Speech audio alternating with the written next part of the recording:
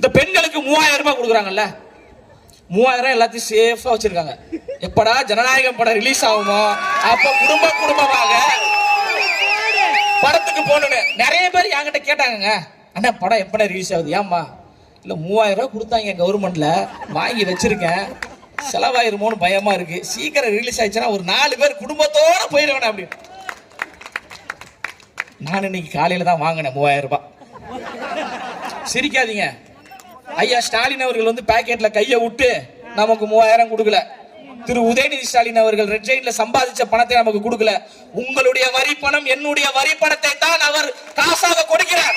3000 இல்ல 30,000 கொடுத்தா கூட காசை வாங்கிக்கோங்க, ஓட்டு போடுங்க. திமுக போடாதீங்க, டிவிக்கு போடுங்க. வாய்ப்பு இருந்தா தலைவா, நாளைக்கெல்லாம் வாய்ப்பு இருந்தா கட்சி துண்டோட போயிட்டு ரேஷன் கடையில கியூல நின்னு வாங்குங்க தலைவா. இந்த நேரத்துல மானம் சூடு சொரணெல்லாம் பார்க்க கூடாது. தர்றது நம்ம காசு. 3000 ரூபாய்க்கு எக்ஸ்ட்ரா ஒரு 3000 போட்டு 6000 ரூபாய் கொடுங்க ஐயா ஸ்டாலின் அவர்களே கேளுங்க, தப்பு கிடையாது.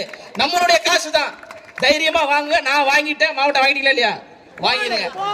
ஏன்னா நிறைய பேர் நம்ம பசங்க தீய சக்தி திமுக திமுக கொடுக்குற காசை வேணான்றாரே, அது திமுக கொடுக்கலடா, நம்மளுடைய காசை நமக்கே கொடுக்குறாங்க, வாங்கி கொள்ளலாம், தவறு கிடையாது.